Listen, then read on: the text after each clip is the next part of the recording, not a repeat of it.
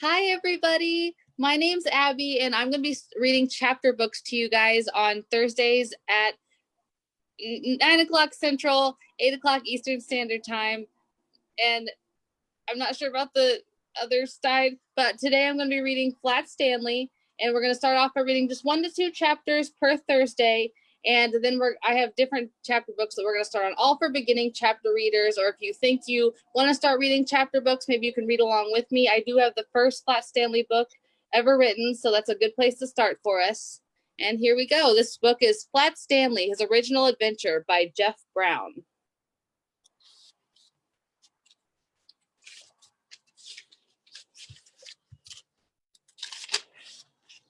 Chapter 1, The Big Bulletin Board. Breakfast was ready. I will go wake the boys, Miss Lambchop said to her husband, George Lambchop. Just then their younger brother Arthur called from the bedroom. He shared with his brother Stanley. Hey, come look! Hey! Mr. and Mrs. Lambchop were both very much in favor of politeness and careful speech.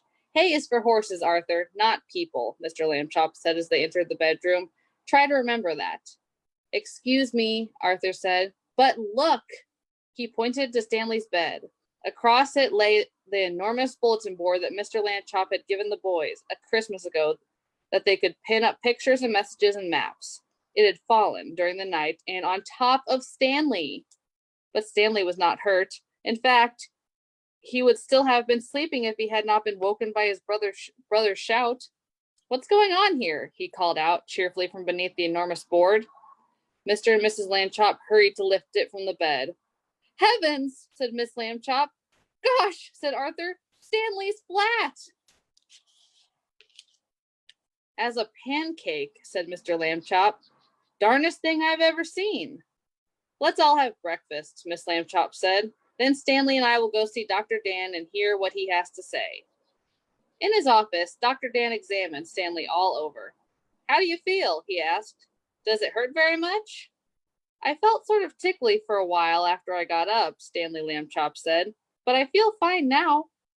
Well, that's mostly how it is with these cases, said Dr. Dan. We'll just have to keep an eye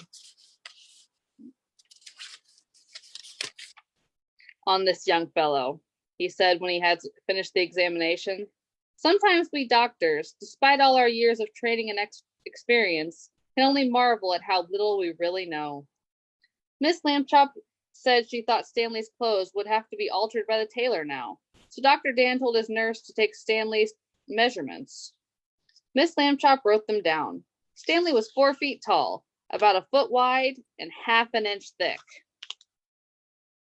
Chapter 2, Being Flat. There's a picture.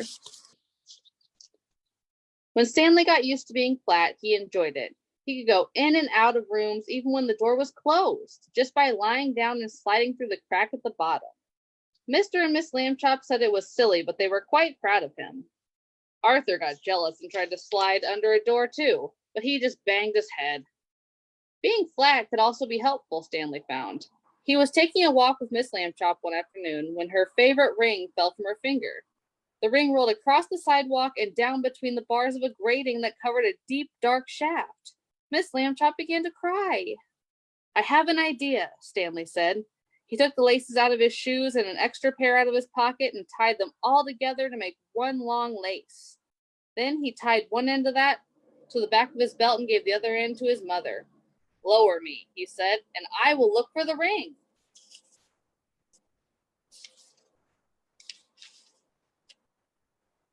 Thank you, Stanley, Miss Lambchop said. She lowered him between the bars and moved him carefully up and down from side to side so that he could search the whole floor of the shaft. 2 policemen came by and stared at Miss Lambchop as she stood holding the long lace that ran down through the grating. She pretended not to notice them. What's the matter, lady? The first policeman asked. Is your yo-yo stuck? I'm not playing with your yo-yo, Miss Lambchop said sharply. My son is at the other end of this lace, if you must know.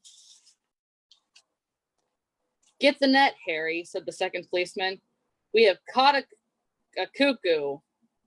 Just then, down the shaft, Stanley cried out, Hooray! Miss Lambchop pulled him up and saw that he had the ring. Good for you, Stanley, she said. And then she turned angrily to the policeman. A cuckoo indeed, she said. Shame. The policeman apologized.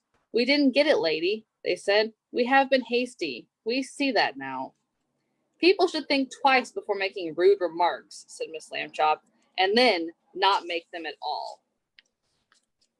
The policeman realized that was a good rule, and they said they would try to remember it. One day, Stanley got a letter from his friend Thomas Anthony Jeffrey, whose family had moved recently to California. A school vacation was about to begin, and Stanley was invited to spend it with the Jeffreys.